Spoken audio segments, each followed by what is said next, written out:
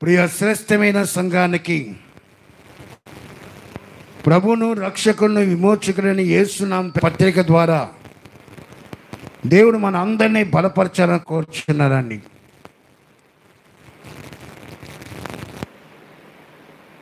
చదవన్న లేఖన భాగాన్ని మనం జ్ఞాపం చేసుకున్నప్పుడు అందులో ఒక లైన్, ఒక పదము నన్ను ఆకట్టుకుందండి. అదేమంటే, ఓ తిమోతి, నీకు ఇచ్చిన దానిని కాపాడుకొనిచున్నావా?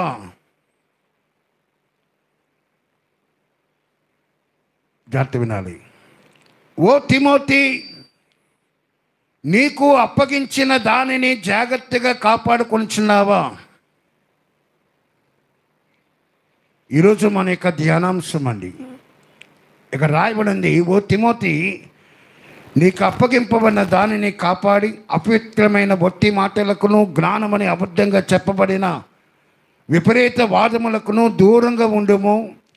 ఆ విషయంలో ప్రవీణులమని కొందరు అనుకొని విశ్వాస విషయము తప్పిపోయి, కృప మీకు తోడైండునగాక. ఇది ముగింపు యొక్క మాట అండి. ఇది నా ఓ తిమోతి అన్న స్థానములో మీ పేరు యాడ్ చేసుకోండి అమ్మా. ఎవరి పేరు వారు యాడ్ చేసుకోండి. ఓ తిమోతి అన్న స్థానంలో మన పేరు యాడ్ చేసుకొని,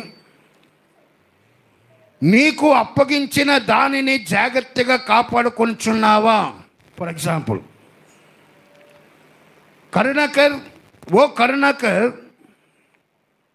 నీకు అప్పగించిన దానిని నీవు జాగ్రత్తగా కాపాడుకొనిచున్నావా అని దేవుడు నన్ను అడిగితే, ఆ జవాబు నాకు తెలుసు, నా దేవుని తెలుస్తుందండి.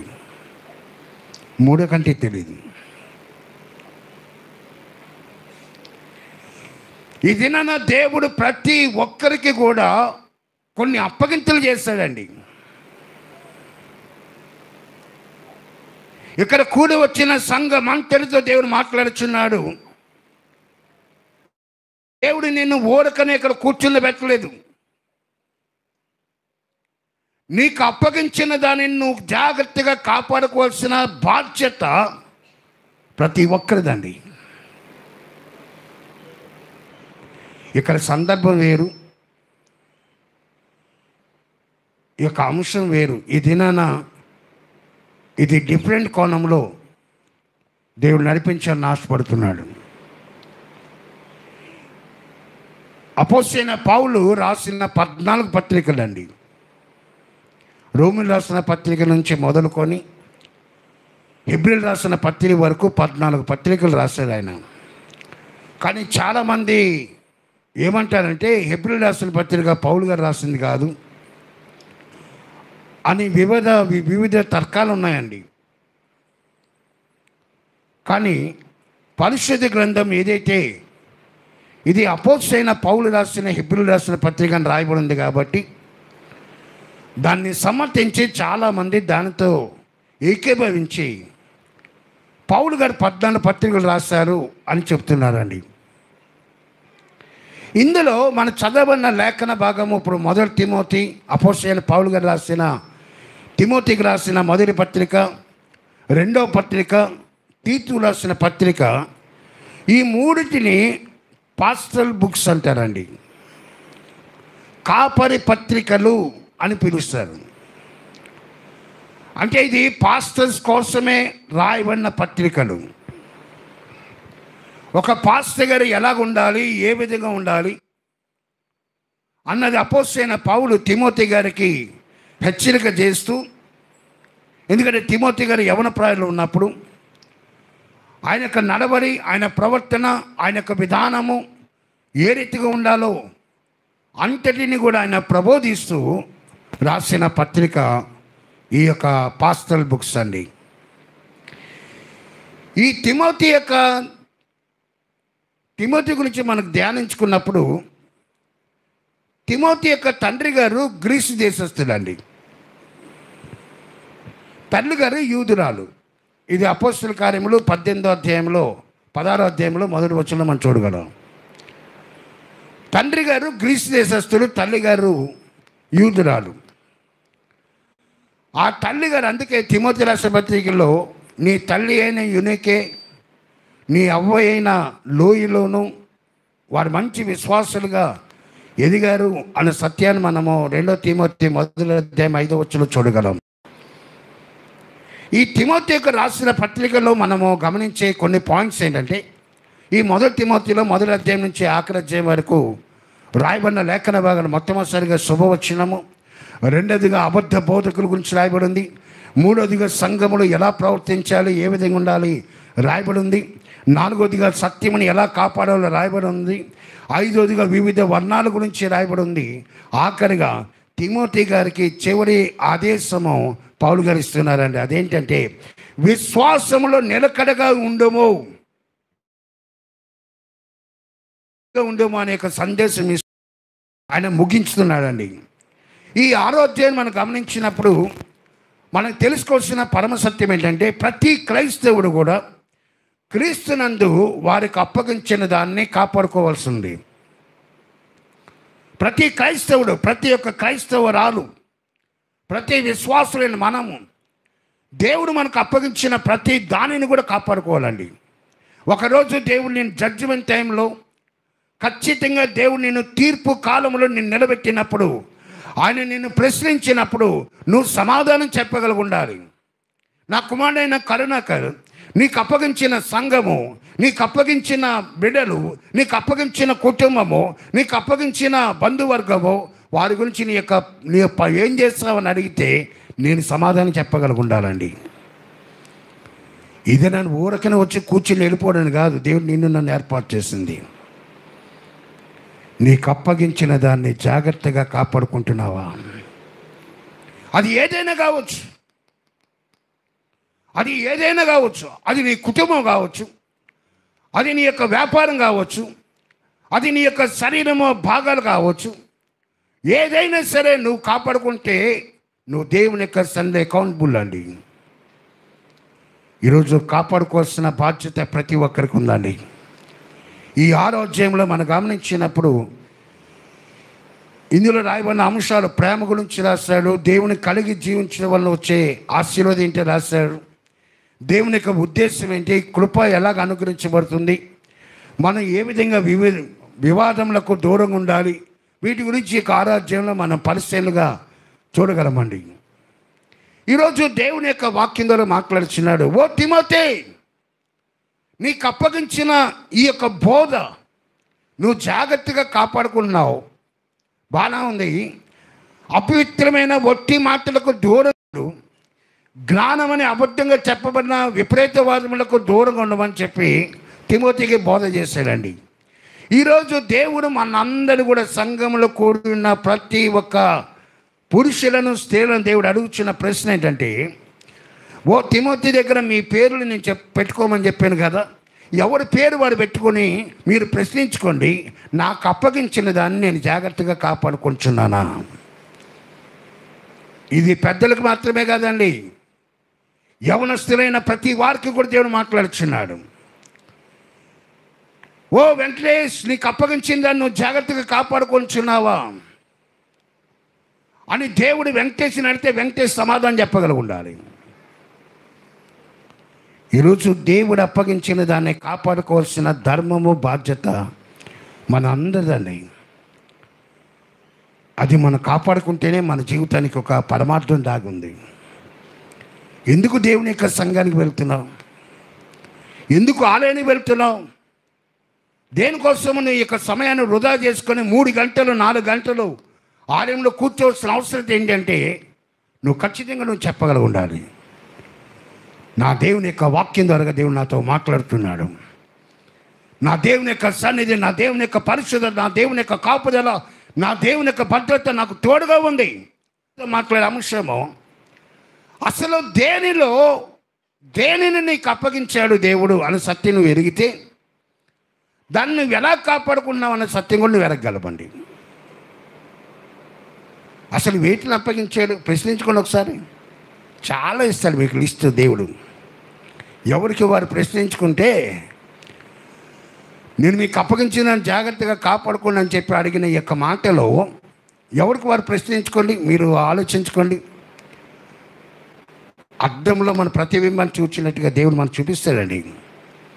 వీటిని ఇక్కడ నీకు అప్పగించాను, వీటిని నేను నీకు అప్పగించాను, నువ్వు జాగ్రత్తగా కాపాడుకుంటున్నావు అని చెప్పి దేవుడు అడుగుతున్నాడండి. ఈరోజు దేవుని యొక్క వాక్యం ద్వారాగా మనం తెలుసుకోవాల్సిన మొదటి సత్యము,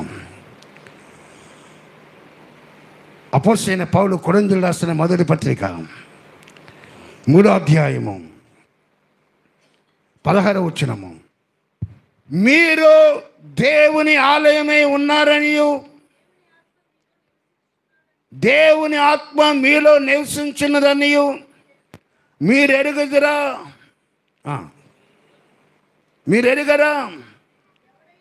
ఎవడైనాను దేవుని ఆలయమును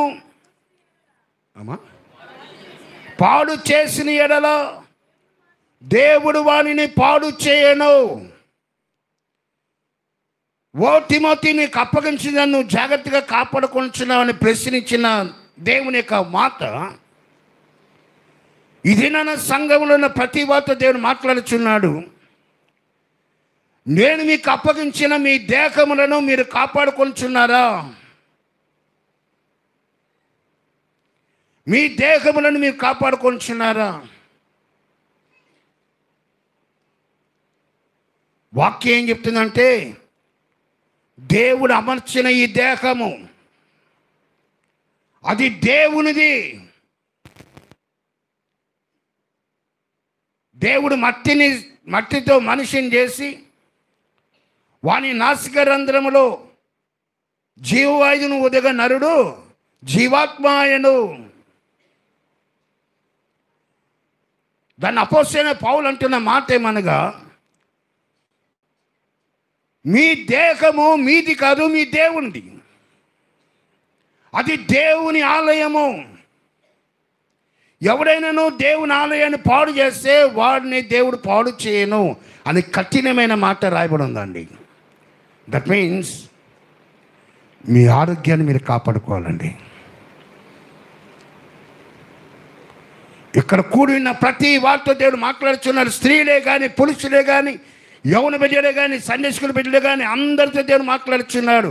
మీ ఆరోగ్యము మీరు కాపాడుకోవాల్సిన బాధ్యత మీదే. ఆరోగ్యం పాడైతే తద్వారా కుటుంబము, సంఘము అందరూ బాధపడాలండి. అందుకే అపోస్తలుడైన పౌలు రోమా సంఘం రాస్తూ అంటాడు, మీ శరీరములను ఆయనకు సమర్పించుకొనుడి. ఏమన్నాడమ్మా? హలో, మీ శరీరములను ఆయనకు సజీవ యాగంగా సమర్పించుకోండి. ఏ పార్టీ కూడా వదలకూడదండి. ఎందుకో తెలుసా?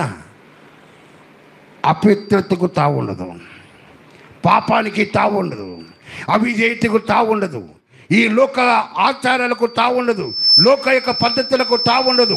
దేవుని యొక్క వాక్యం మాట్లాడుచున్నాడు. అయ్యో, నీ దేవుని నీ కోసం, ఓ తిమోతి, నీకు అప్పగించిందని నువ్వు కాపాడుకొంచును అడిగిన ఆ ప్రశ్న ఈ దినాన్ని సంఘ బిడ్డలు అందరూ అడుగుతున్నాడు. మీ దేహాలు మీరు కాపాడుకొంచున్నారా? మీ ఆరోగ్యం గురించి మీరు ఆలోచిస్తున్నారా? ఇది యజమానులు ఆలోచిస్తే బిడ్డలకి కన్నీరు ఉండదండి. యజమానులుగా ఉన్నవారు, యజమానురాలుగా ఉన్నవారు ఆలోచిస్తే బిడ్డలు ఏడవలసిన గడియలు రావు. వాడు ఏడ్చే స్థితిలో ఉన్నారంటే బయటికి చెప్పుకోలేక, కక్కలేక, మింగలేక, అయ్యో మాకు చూస్తే సంపాదన లేదు, మాకు చూస్తే రాబడి లేదు, అయ్యో మా తల్లిదండ్రులు ఈ విధంగా ఉన్నారు అని దేవుని యొక్క సంధిలో కన్నీరు కాస్తూ, ప్రభువా నువ్వే మాకు దిక్కు నాయనా, నువ్వే మాకు ఆశ్రయాన్ని ప్రార్థించేవారు ఈ లోకంలో ఎందరో ఉన్నారండి. అందుకే పెద్దలు ఏమన్నారండి? ఆరోగ్యమే. ఎందుకండి మీ ఆరోగ్యాలు పాడు చేసుకున్నారు? నేను ఎవరిని పాయింట్ అవుట్ చేయట్లేదండి, దయించి ఆ విధంగా భావించద్దు. ఉదయకాలం నా భార్యతో చెప్పాను, నా సంఘం గురించి ఆలోచిస్తే, దేవుడు మనకు అప్పగించిన సంఘం గురించి ఆలోచిస్తే రేపన్న రోజున ఏం జరుగుతుందో ఒక్కొక్క కుటుంబంలో భయమేస్తుంది అడుగుతున్నానండి. భయమేస్తుంది. అలాగని చెప్పి వాళ్ళ గురించి మా ఆలోచించుకొని ఉందామంటే ఉండలేకపోతున్నాను. నేనంటే ఎలా ఉండగలమండి? వారు మనకు అప్పగించబడిన ఆత్మలండి, వారికి అకౌంటబుల్ మనమే. మీరు చాలా ఈజీగా తీసుకున్నారండి. ఇక్కడున్న యవ్వన బిడ్డలు, పెద్దవారు అందరూ చాలా ఈజీగా తీసుకుంటున్నారు. ఏడుపు వస్తుందండి నాకు. రానున్న దినాల్లో మీ ద్వారాగా మీ కుటుంబాలు ఎంత మానసిక ఒత్తిడిలో సాగాలో, ఎంతగా రోధించాలో, ఎంతగా కన్నీరు గార్చాలో వీటి గురించి ఆలోచిస్తే భయమేస్తుంది.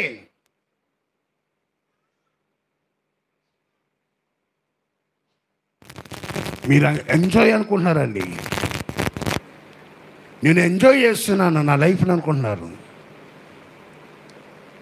ఎంజాయ్ కాదండి, అది చాలా కష్టం అనిపిస్తారు. అందరూ బాధ అనిపిస్తారండి.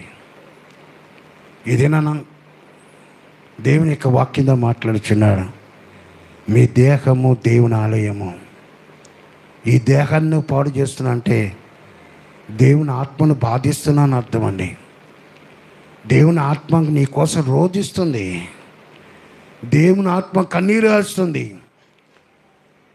నువ్వు చేసే ప్రతిదీ లోనికే వెళ్తుందండి, బయట రాదు. అది నీ లోనికే వెళ్తుంది. నీ హృదయాన్ని పాడు చేస్తుంది, నీ మనస్సును పాడు చేస్తుంది, నీ శరీరాన్ని పాడు చేస్తుంది. ఎందుకంటే అది దానివల్ల ప్రయోజనం ఏంటి? మీ మీద ఆధారపడి ఉన్న కుటుంబాల సంగతి ఆలోచించారా? మీ మీద ఆధారపడిన బిడ్డల సంగతి ఆలోచించారా? మీ మీద ఆధారపడి ఉన్న వారు అందరి గురించి ఆలోచిస్తే ఆ తప్పుడు యొక్క పనులు, ఆ తప్పుడు యొక్క క్రియలు, ఆ తప్పుడు యొక్క కార్యాలకు వెళ్ళాలండి. ఎందుకంటే కొన్ని సందర్భాల్లో డాక్టర్ దగ్గరికి వెళ్ళవలసిన గడియ వచ్చినప్పుడు ఆ డాక్టర్లు చెప్పే రిపోర్ట్స్ విన్నప్పుడు భయం వేస్తుందండి. పరిస్థితులు ఎలాగుంటాయని చెప్పి ఆలోచిస్తే భయందం చెందుతుంది. ఈరోజు దేవుని యొక్క వాక్యంగా మాట్లాడుచున్నాడు. మీ దేహాలను మీరు కాపాడుకోవాలండి. దేవుడు మంచి మెడిసిన్ మనకి ఇచ్చాడండి. మనం ఆరోగ్యవంతులుగా ఉండాలంటే దేవుడు ఒక మెడిసిన్ బాటిల్ ఇచ్చాడు. దాన్ని ఎవరైనా వినియోగిస్తే, అది మీరు వినియోగించుకుంటే చాలా, అది మీ శరీరానికి ఆరోగ్యం ఇస్తుందట. అది ఏమంటే, దొరికిన వానికి అవి జీవమును, వారి సర్వ శరీరమునకు ఆరోగ్యమునిచ్చిండు.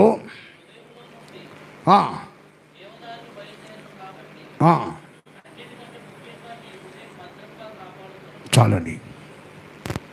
ఇక్కడ 2 మాటలు జ్ఞానైన సొలొమోను అంటున్నాడండి. ఆ మెడిసిన్ ఏమంటే, నా మాటలు ఆలకింపుము, నా మాటలు చెవియొగ్గుము. ఒకటి, దేవుని యొక్క మాటలు ఆలకించాలట.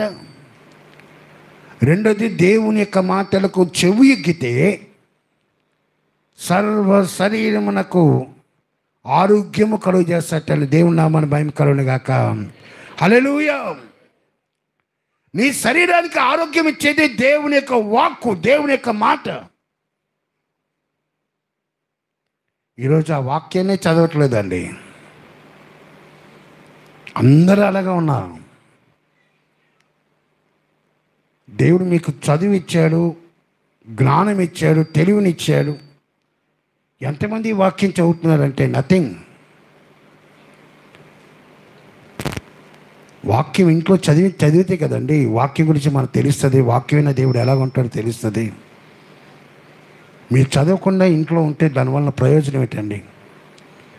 నువ్వు చదువుతుంటే నీ శరీరానికి ఆరోగ్యమట, నీ శరీరానికి శక్తి వస్తుందట అండి, బలం వస్తుందట. వాక్యమైన దేవుడు నీతో తాకినప్పుడు, వాక్యం ద్వారా నేను తాకినప్పుడు సర్వ శరీరం నాకు ఆరోగ్యం ఇచ్చాను.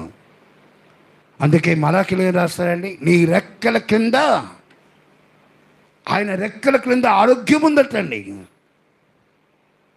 మలాఖీలో రాస్తారు ఆయన రెక్కల క్రింద ఆరోగ్యం ఉందట, 4వ అధ్యాయం 2వ వచనంలో. అటువంటి యొక్క దేవుని యొక్క సన్నిధికి వస్తున్నాం, వాక్యాన్ని వినకుండా దేవుని యొక్క సన్నిధిలో సహవాసం లేకుండా ఉన్నామో మనం పరీక్షించుకోవాలండి. ఈ సందర్భంలో ఒక వ్యక్తిని నేను జ్ఞాపం చేయాలని ఆశపడుతున్నాను. సిరియా దేశపు సైన్యాధిపతి నయమాన్ అండి. ఆ నయమానుకు ఎక్కడికి వెళ్తే అక్కడ విజయం అట. నయమాను అన్న పేరుకు అర్థం ఏంటంటే డియర్ టు వన్, ప్రియమైన వాడు. నయమాను ప్రియమైన వాడు ఎవరికి? వారి దేశపు రాజునకు ప్రియమైన వాడు. నయమాను యొక్క కుటుంబానికి ప్రియమైన వాడు, బంధువులకు ప్రియమైన వాడు, అందరికీ ప్రియమైన వాడే. కానీ తనకు తాను ప్రియమైన వాడు కాదండి. కారణం ఏంటి తెలుసా? అక్కడ రాయబడి ఉంది, కుష్ఠ రోగి. ఏ రోగి? కుష్ఠరోగి. బయటికి ఆయన ఎక్కడికి వెళ్తే అక్కడ విజయం దేవుడు అనుగ్రహిస్తున్నాడు. అపజయం అనేది ఎదురు లేదు, అపజయం అనేది లేనే లేదు. నయమాను చూచిన వారు అందరూ కూడా నమస్కారం పెడుతున్నారు, వినయ విధేయతలు చూపిస్తున్నారు. కానీ నయమాను యొక్క జీవితాన్ని నయమాను పరీక్షించుకున్నప్పుడు బయటికి నవ్వుతూ ఉన్నాడు, కానీ లోనంతా బాధేనండి, లోనంతా బాధే. కానీ మిమ్మల్ని తన శరీరం అంతా కూడా కుష్టివ్యాధితో బాధపడుతున్నాడండి. బహుశా చేతులకు సాక్స్లు వేసుకున్నాడేమో, గ్లౌజులు వేసుకున్నాడేమో, కాళ్ళకు గ్లౌజులు వేసుకున్నాడేమో. బయటకు వచ్చినప్పుడు ఆ గ్లౌజులతోటి కప్పిపుచ్చుతున్నాడేమో తన జబ్బుని, నాకు తెలియదు. కానీ నయమాను మానసికంగా ఎంతో క్షోభ అనుభవించాడండి. ఆ ఊరికి తేబడిన ఒక చిన్నదాని యొక్క మాట ద్వారా దేవుని యొక్క మాట విడుదల చేస్తే, ఆ మాట ద్వారా పట్టబడి, ఆ మాట ద్వారా తన యొక్క కుటుంబంలో యజమానురాలకి ఆ బిడ్డ చెప్తే, యజమానురాలు భర్త చెప్తే, భర్త రాజు చెప్తే, రాజు ఇజ్రాయెల్ రాజును కొడబెట్టాడండి. ఈ చిన్న చెప్పింది ఏంటంటే, మా దేశంలో ఒక ప్రవక్త ఉన్నాడు, ఒక మంచి పాస్టర్ ఉన్నారు, పాస్టర్ దగ్గరికి వెళ్తే నా యజమానుడు బాగోతాడని చెప్పి చిన్న చెప్తే, సిరియా దేశపు రాజు ఇజ్రాయెల్ దేశపు రాజును కౌరు పెడుతున్నాడండి. మా యొక్క సైన్యాధిపతి గారికి అనారోగ్యం ఉందండి, మీరు బాగు చేయండి. ఇజ్రాయెల్ రాజు బట్టలు చెప్పుకుని, నేనేమన్నా డాక్టర్నా, నేనేమన్నా ప్రవక్తనా, నన్ను బాగు చేయమన్నాడు, కయ్యానికి కాలు దూతున్నానని చెప్పి అనుకున్నాడండి. కానీ అక్కడ రాయబడి ఉంది, అతను ఇంకా గుమ్మములు రాకముందే ఎలీషా గారు అంటున్నారండి, నువ్వు వెళ్ళి యోర్దాన్ నదిలో 7 మార్లు మునగమన్నాడు. ఎలీషా గారు ఉండే ప్రాంతానికి యోర్దానికి ఎంత తెలుసండి? 40 మైళ్ళు దూరం అండి. అక్కడి నుంచి ఆ సిరియా దేశం నుంచి ఇక్కడికి వచ్చాడు. అప్పట్లో ఈ యొక్క ఫ్లైట్లు లేవు, ఏరోప్లేన్లు ఏమి లేవు. అక్కడి నుంచి ఇక్కడికి వచ్చాడు. ఇప్పుడేమో చెప్తున్నాడు, నువ్వు తిరిగి యోర్దాన్ని వెళ్ళి స్నానం చేయమన్నాడండి. అటువంటి కష్టమైన పరిస్థితిలో నయమాను చేస్తున్న ఉత్తమమైన పని, వెళ్ళి కోపం వచ్చి తిరిగి వెళ్ళిపోదామని డిసైడ్ అయితే, మరొక వ్యక్తి వెళ్ళండి చెప్పండి అంటే వెళ్ళాడండి. చెప్పిన తర్వాత వెళ్ళి స్నానం చేశాడు. పసిబిడ్డ దేహం వల్లే తన దేహం అయిపోయిందట. ఆయన రోగమునకు స్వస్థత కలిగిందండి. తిరిగి మళ్ళీ 40 కిలోమీటర్లు 40 మైళ్ళ దూరం మళ్ళీ తిరిగి వెనక్కి వచ్చాడండి. కారణం ఏంటి తెలుసా? ఎలీషా గారికి కృతజ్ఞత చెల్లించడానికి వచ్చాడు. అయ్యా, నువ్వు చేసిన మేలు బట్టి నీకు వందనాలని చెప్పడానికి వచ్చాడండి. అన్నుడైన నయమాను తనకున్న కుష్ఠాన్ని వదులుకున్నాడు. దేవుని యొక్క సంతానంగా ఉన్న ఎలీషా దగ్గర ఉన్న సేవకుడు ఆ కుష్ఠాన్ని కొని తెచ్చుకున్నాడని. ఆ వ్యాధిని కొని తెచ్చుకున్నాడు. దేహములో ఆరోగ్యం రావాలంటే అది దేవుని యొక్క మాట ద్వారా రావాలండి. నా ప్రియమైన దేవుని యొక్క సంతానమా, మీకు ఏ వ్యసనాలు ఉన్నాయో ఏమున్నాయో మానుకోండమ్మా, మానుకోండి. మీరు త్రాగుతున్నారా? జాగ్రత్త సుమా. ఇప్పుడు మీకు అది హ్యాపీగా ఉండొచ్చు. మనకు తెలుగుగా చెప్తారండి, బాబు నాకు నవ్వాలో ఏడవాలో అర్థం కాలే. తెలుగుగా చెప్తాను, బాబు నా కొడుకు బ్రాంతి కాదు బాబు తాగేది, బీరు తాగుతున్నాడు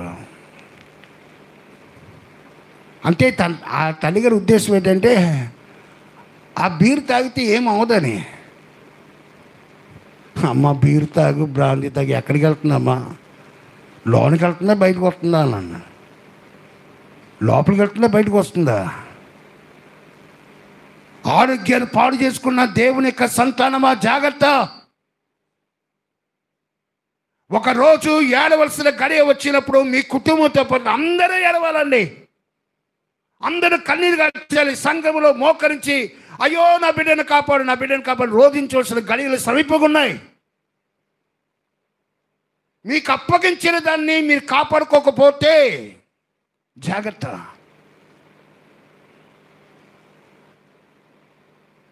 మనకు మనమే రెస్పాన్సిబిలిటీ అండి, బాధ్యులు మనమే. దయచేలాగా పెద్దలు ఇంకో విధంగా అనుకోవద్దు. సంఘములో చెప్పవలసిన ధర్మము కాపరిది. నువ్వు బాగుంటే అందరూ బాగున్నట్టే, నీకేమైనా సంఘం అంతా కూడా మరుగు చేయనట్టేనండి. ఈరోజు అందుకే మీ దేహాలను మీరు కాపాడుకోండి. ఇది మొదటి సత్యము. రెండోది ఏంటంటే దేవుని యొక్క వాక్యం ద్వారాగా మీకు అప్పగింపబడిన మీ కుటుంబాన్ని మీరు కాపాడుకోండి. మీకు అప్పగింపబడిన మీ కుటుంబాన్ని కాపాడుకోండి. కుటుంబ యజమానుడు యజమానురాలు ఆ బాధ్యత అంతా వారిదేనండి. ఈరోజు దేవుని యొక్క వాక్యం ద్వారాగా మన కుటుంబాలు, మన సంతానము, మన బిడ్డలు, వారి దేవుడు మనకి ఇచ్చిన ఆశీర్వాదాలండి. వారు దేవుని యొక్క సొత్తు, దేవుని యొక్క జనాంగము. ఎంతమంది గుండె వెంచి చెప్పగలరు నా కుటుంబాన్ని చాలా జాగ్రత్తగా కాపాడుకున్న చెప్పగలిగిన వాళ్ళు ఎవరు ఉన్నారండి? నేనైతే ఫెయిల్.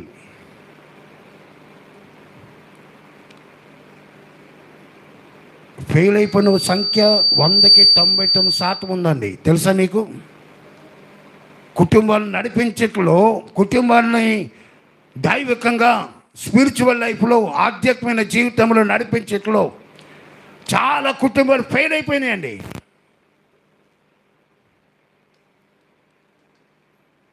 రెండు రకాల కుటుంబాలు ఉన్నాయండి. ఒకటి స్ట్రాంగ్ ఫౌండేషన్, రెండోది వీక్ ఫౌండేషన్. పునాదులు బలంగా ఉండే కుటుంబాలు, పునాదులు బలహీనంగా ఉండే కుటుంబాలు. ఈ రెండు రకాల్లో ఏదో ఒక రకాన్ని మనం పోలి ఉన్నామండి. కన్నాము, పెంచాము అన్నదే చూసుకున్నాం. కానీ నా బిడ్డ యొక్క పరిస్థితి రానున్న దినాల్లో ఎలాగుంటుంది? నా బిడ్డలు ప్రయోజకులుగా ఉంటారా? ఆధ్యాత్మిక స్థితిలో ఉన్నతమైన శిఖరాలు ఎక్కిన బిడ్డలుగా ఉంటారా అని ఆలోచిస్తే 100కి 99% ఫెయిల్యూర్స్ ఉంటారండి. కుటుంబాన్ని కాపాడుకోవాలమ్మా. నీకు ఇచ్చిన నీ యజమాను కాపాడుకోవాలి. నీకు అనుగ్రహించిన నీ యజమానులను కాపాడుకోవాలి. బిడ్డలను కాపాడుకోవాలి. నీ సంతతిని కాపాడుకోవాలి. నిత్యము దేవుని యొక్క పాదాలు పెట్టుకొని కన్నీరు కాల్సి, అయ్యా నా కుటుంబాన్ని కాపాడయ్యా, నా కుటుంబంలో దోషం ఉంటే, నా కుటుంబంలో మాలిన్యం ఉంటే, నా కుటుంబంలో అవిధేయత ఉంటే, నా కుటుంబంలో దేవైనా ఉంటే క్షమించిన ఆయన అని ఏడవలసిన తల్లిదండ్రులు ఉన్న మనము ఏడుస్తున్నామా అండి? లేదు.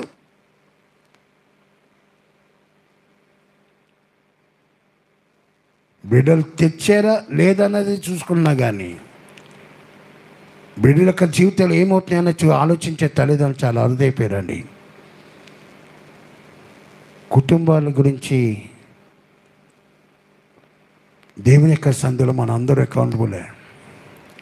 సాతాను యొక్క టార్గెట్ ఏంటంటే కుటుంబ యజమానులని టార్గెట్ చేస్తాడండి సాతానుడు. ఒక సాతాన్ని చేసే పెద్ద పని ఏంటంటే ఆ కుటుంబంలో మెయిన్ వ్యక్తి ఎవరో ఆ వ్యక్తిని డిస్టర్బ్ చేస్తాడు ఆయన. మొత్తం కుటుంబం అంతా చిన్నభిన్నం అయిపోద్దండి. దేవుని యొక్క వాక్యం ద్వారా అందుకే పరిశుద్ధ గ్రంథంలో భక్తుల యొక్క జీవితాన్ని మనం గమనించినప్పుడు యోషువ గారు ఏమంటారండి, మీరు ఎవరిని సేవిస్తారో సేవించండి, మీరు ఎవరికి ప్రార్థన చేస్తారో ప్రార్థన చేయండి, నేనును నా ఇంటి వారిని యెహోవానే సేవించదు. ఆ యెహోషువ గురించి ఆలోచిస్తే నాకు ఏడుపు వస్తుందండి. అది సవాల్తో కూడిన మాట అండి, ఛాలెంజ్తో కూడిన మాట. కొన్ని వందల మంది కళ్ళు తను చూస్తుండగా బిగ్గరగా కేక వేసి చెప్తున్నాడండి, మీరు ఎవరిని సేవిస్తారో సేవించండి, మీరు ఎవరికి ప్రార్థన చేస్తారో ప్రార్థన చేయండి, నేనును నా ఇంటి వారును నాతో ఉన్న ప్రతి వారిని కూడా యెహోవానే సేవిస్తాము. అది ఛాలెంజ్తో కూడిన మాట అండి. ఆ ఛాలెంజ్ మనం చెప్పగలమా? ఆ సవాల్తో కూడిన మాట మనం రిలీజ్ చేయగలమా? యెహోవాని తప్ప మరి ఎవరిని సేవించమా? దీని వెనుక యెహోషువ ఎంత ఏడ్చుంటాడనేది ఆలోచించానండి. కుటుంబంలో భార్య బిడ్డలు యజమానులు మా తినాలంటే ఆ యజమానుడు ఎంతగా రోధించి కన్నీరు గార్చి ఆ బిడ్డల యొక్క మనసును దోచుకొని భార్య మనసును దోచుకొని వారి కుటుంబం అంతా ఏకమైతే పని వారందరూ కూడా ఏకమవుతారండి. అకుల ప్రిస్కిల వారి కుటుంబాన్ని వారు కాపాడుకున్నారు. కొన్నేళ్ళు తన కుటుంబం తను కాపాడుకున్నాడండి. ఈరోజు కుటుంబ యజమానులు ఉన్న మనము చాలామంది మీరు పర్సనల్గా అడిగి చూడండి, ఓ తిమోతి నీకు అప్పగించిన నువ్వు జాగ్రత్తగా కాపాడుకొనిచ్చినావు అని చెప్పి తిమోతిని అడిగిన ప్రశ్న మన పర్సనల్గా మన కుటుంబాలు మనము వ్యక్తిగతంగా అడిగి చూడండి. నా కుటుంబం విషయంలో అయితే నేను ఫెయిల్ అయిపోయినాను అంటామండి. నా కుటుంబ విషయంలో నేను ఫెయిల్ అయిపోయాను ఖచ్చితంగా చెప్పగలం. దేవుని యొక్క ఉద్దేశం వేరు, దేవుని యొక్క చిత్తం వేరండి. ఎన్నడైనా నీ బిడ్డల కోసం ప్రార్థన చేస్తావమ్మా? వారి యొక్క మానసిక ఒత్తిడి గురించి దేనిలో అయితే వారు బాధపడుతున్నారు, దేనిలో అయితే వారు దుఃఖపడుతున్నారు, వారి జీవితం ఏంటి, వారి పరిస్థితి ఏంటి, వారికి కొనవలసిన వారి స్థితిగతులు ఏంటి, ఏనాడని నువ్వు రోధించి కన్నీరు గడిచావా? ప్రార్థన చేస్తావా? వారి గురించి ఆలోచించావా? వారు మా మాట వినరు అంటే కుదరదండి. ప్రార్థించవలసిన బాధ్యత మనది, దేవునికి సమర్పించవలసిన బాధ్యత మనది, బిడ్డలను దేవునికి అప్పగించవలసిన బాధ్యత మనది. యోబు అరుణోదయం లేచి తన బిడ్డలు పాపం చేసి దేవునికి అనుగ్రహం కోల్పోయారని వారి నిమిత్తం దహన బలులను అర్పించి వచ్చిన అలాగను నిత్యము. హల్లెలూయా. పిచ్చోడండి యోబు.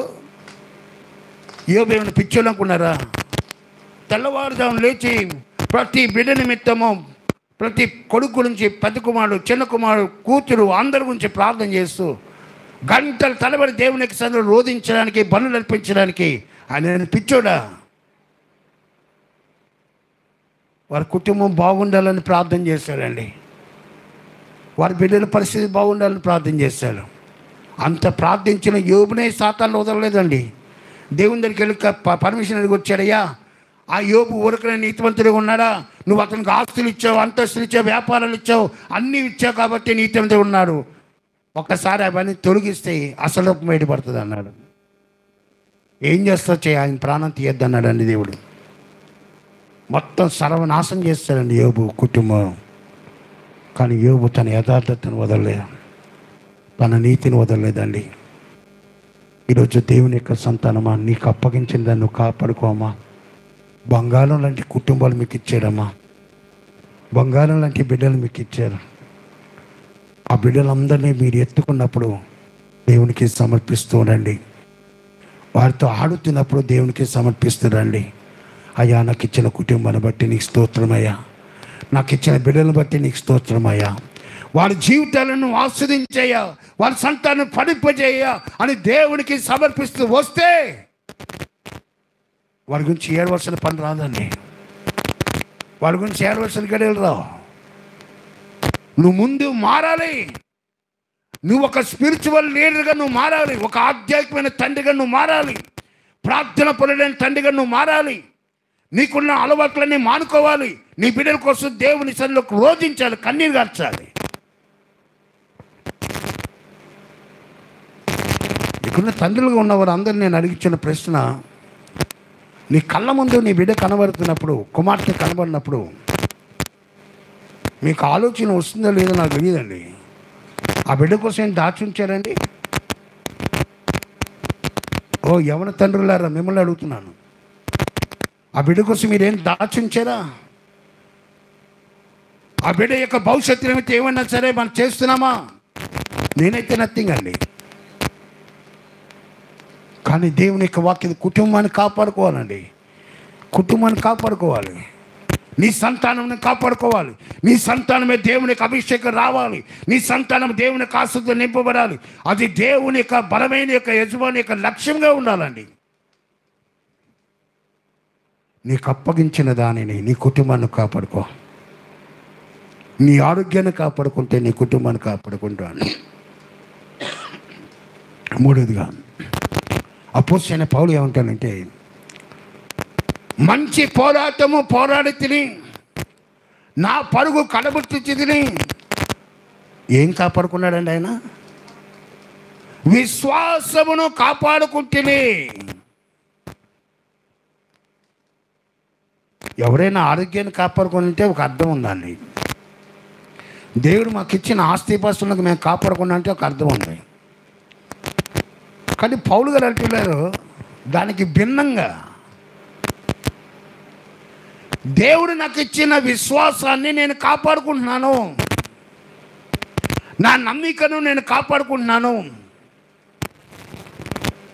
నా దేవునిలో నాకున్న ఆ నమ్మిక ఎంత బలంగా ఉందో దాన్ని ఇంకా బలంగా పెంచుకునే ప్రయత్నం చేస్తున్నాను. విశ్వాసాన్ని కాపాడుకుంటే విజయం నేను వరిస్తుందండి. విశ్వాసము, దేవుని పట్ల నమ్మకము.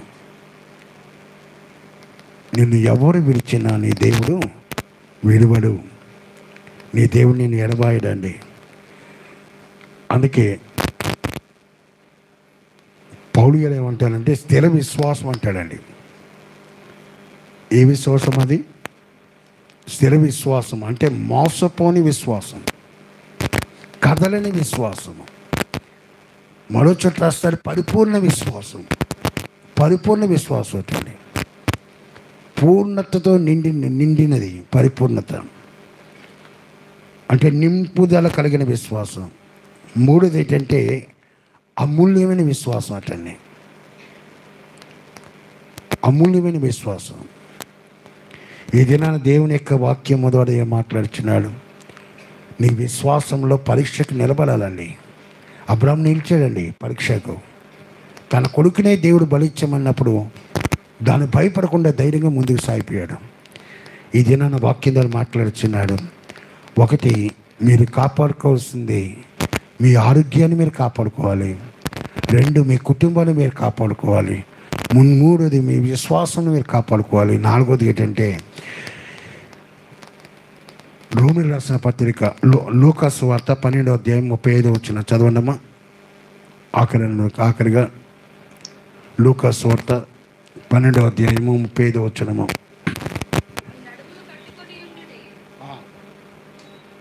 మీ నడుములు కట్టుకొని ఉండుడి, మీ దీపములు వెలుగుచుండనీయుడి. ఏం వెలగలమ్మా? ఏం వెలగలమ్మా? దీపము. సామెతలు రాస్తాడు, నరుని ఆత్మ యెహోవా పెట్టిన దీపము. అంటే నీ ఆత్మ వెలుగుతూ ఉండాలండి. నీ ఆత్మ వెలుగుతూ ఉండాలి. ఆత్మలో బలంగా ఉండాలి. ఆత్మలో శక్తివంతంగా ఉండాలి. మీ దీపములు వెలుగుతూ ఉండాలటండి. దీన్ని యేసయ్య కొండమీద ప్రశ్నలు ఏమిటంటే, మనుషులు మీ సత్యాన్ని చూచి పరలోకమందున మీ దేవుని మహిమపరచినట్లు వారి ఎదుట మీ వెలుగును ప్రకాశింపనీయుడి. అంటే మీ వెలుగు ప్రకాశించాలటండి. మినుకు మినుకుమని వెలుగే ఆత్మదీపం కాదండి దేవుడు కోరింది, ప్రకాశవంతమైన దీపము. యెహోవా ప్రార్థన మందిరము ప్రకాశవంతమైన దీపంగా ఉండాలని దేవుని యొక్క ప్రణాళిక, దేవుని యొక్క ఉద్దేశము ఉందా? ఓ తిమోతి, నీకు అప్పగించిందని నువ్వు కాపాడుకున్నావా? ఈరోజు యెహోవా ప్రార్థన సంఘమా మీకు అప్పగించిన మీ ఆత్మను మీరు కాపాడుకున్నారని దేవుడు అడిగితే జవాబు ఏంటండి? జవాబేంటి? యేసయ్య కొండమీద ప్రశ్నలు అంటారు. మత్తయి సువార్త 6వ అధ్యాయము చూడండి ఒకసారి. మత్తయి సువార్త 6వ అధ్యాయం 22వ వచనం చదవండి.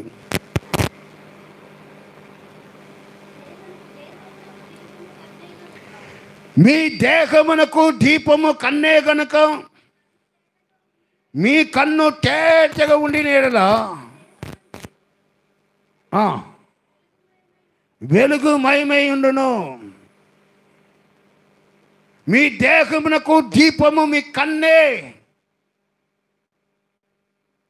అందుకే కీర్తనగా ఏమంటాడండి, నీ ధర్మశాస్త్రంలోని ఆశ్చర్యమైన సంగతులను చూచినట్లు నా కన్నులు తెరువు నాయన. నా కన్ను దృష్టి మార్చేనైనా వాక్యాలు వెదికే కన్నులుగా మార్చేయి. నీ మాటలు వెదికే కన్నులుగా మార్చేయి. నీ సత్యాన్ని వెదికే కన్నులుగా మార్చేయి. నా దేహం అంతా ఆరోగ్యకరంగా ఉండాలంటే, నా దేహం అంతా పరిశుద్ధంగా ఉండాలంటే, నా దేవుణ్ణి కలిగి ఉండాలంటే నా కన్నులు బాగుండాలయ్యా. నా కన్నులు బాగుండాలి. ఈరోజు దేహంలో చీకటి ఉంటే వెలుగు ప్రకాశవంతంగా రాదండి. దేహంలో చీకటి ఉండకూడదండి. చీకటిని పారదవేయాలి. వెలుగు రావడం కోసం ప్రయత్నించాలి. అందుకే అపోస్తలుడైన పౌలు తెస్సలోనికీ సంఘానికి అంటాడు, మీ ఆత్మను ఆర్పకుడి అంటాడండి. ఆత్మను ఆర్పకూడదట. ఆత్మ ఎప్పుడు మండుతూనే ఉండాలటండి. మండే సంఘముగా, ప్రకాశవంతమైన సంఘముగా, తేజవంతమైన సంఘంగా మన యొక్క జీవితాలు ఉంటే సంఘం అలాగే ఉంటుందండి. ఒక యజమానుడు మంటగా ఉంటే యజమానురాలు మంటగానే ఉంటుందండి. యజమానుల కుటుంబం మంటగా మారుతుంది. కుటుంబం మంటగా మారితే సంఘం మంటగా మారుతుంది. సంఘం మంటగా మారితే ఈ సమాజంలో మంట అన్నది చెలరేగుతుందండి. సమాజం చెలరేగితే దేశంలో మంట రేగుతుంది. అది దేవుని యొక్క వాక్యం అనే మంట. బబులోను దేశం అంతా కూడా క్రైస్తవులుగా పిలువబడిన వారు 10,000 మంది పైన వెళ్తే నలుగురే మండారండి.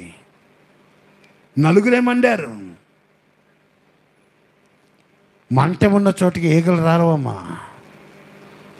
మంట ఉన్న చోటికి ఈగలు రావు. మండే క్రైస్తవుని దగ్గరికి దయ్యాలు రావు. దయ్యపు ఆలోచనలు రావు. దయ్యపు తలంపులు రావు. నువ్వు మంటగా తయారైతే నీ కుటుంబం మండే కుటుంబంగా మార్చబడుతుందండి. నీకు అప్పగించిన దాన్ని నువ్వు కాపాడుకో. ఉద్యోగం కోల్పోతున్నావు, దేవుని యొక్క మాటను కోల్పోతున్నావు, సహవాసాన్ని కోల్పోతున్నావు, ప్రార్థన జీవితాన్ని కోల్పోతున్నావు, భక్తిని కోల్పోతున్నావు. రాను ఎలాగవుతుందంటే నామకార్థంగా వస్తున్నామండి. దేవుడు అది కోరట్లేదు. నీకు అప్పగించిన దాన్ని కాపాడుకో.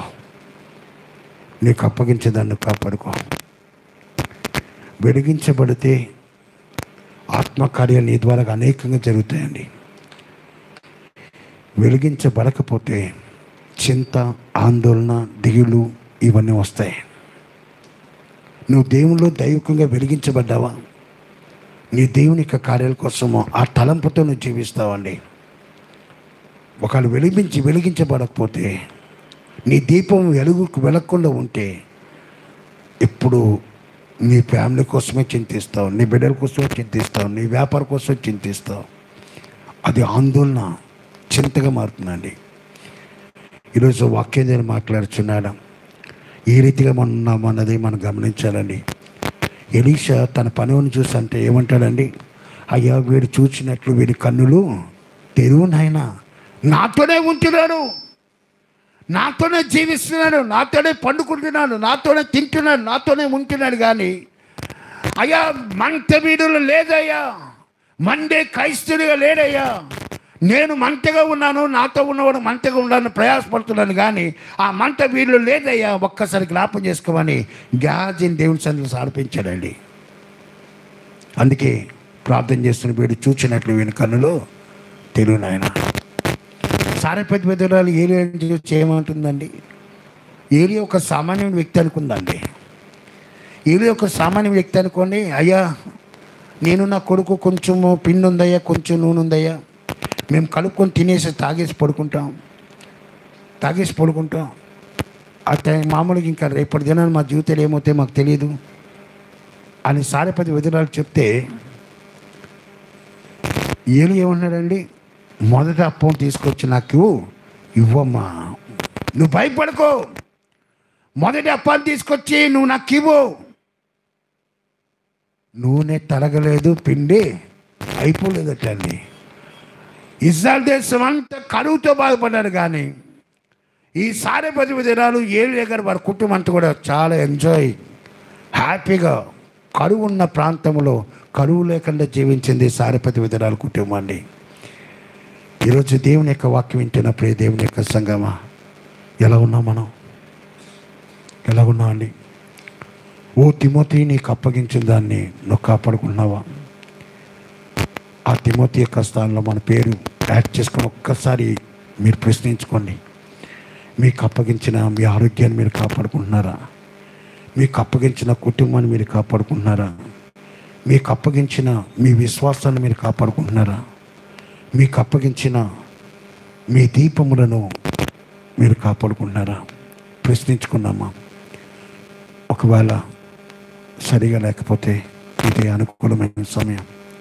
యేసయ్య మమ్మల్ని సరిచేయనాయన, యేసయ్య నన్ను సరిచేయి. ఇది నాన్న నీ వాక్యం ఎత్తబడిన తండ్రి, నీ మాటలు నా సారాన్ని గ్రహించే శక్తి నాకు దయచేయి. నీ మాటలు నా బలాన్ని గ్రహించే బలాన్ని దయచేయను. ప్రార్థన చేయండి, అందరూ మోకరించండి, ప్రార్థన చేయండి. అందరూ ఎవరు మౌనం ఉండద్దు.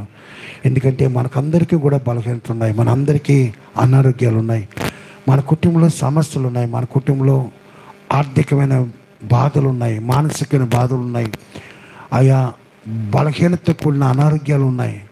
దేవుని సందర్భంలో ప్రార్థన చేద్దాం. యేసు ఒక్కడే స్వస్థతనిచ్చేవాడు. యేసయ్యను స్వస్థపరిచేయ, నా మనసును బాగు చేయి నాయన, నా హృదయాన్ని బాగు చేయి తండ్రి.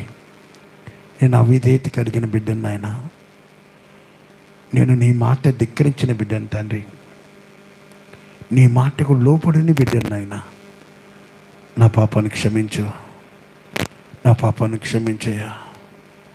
యేసు రక్తము ప్రతి వారి యొక్క పాపలు శుద్ధి చేస్తుందని, యేసు రక్తంతో నువ్వు కడగబడాలి.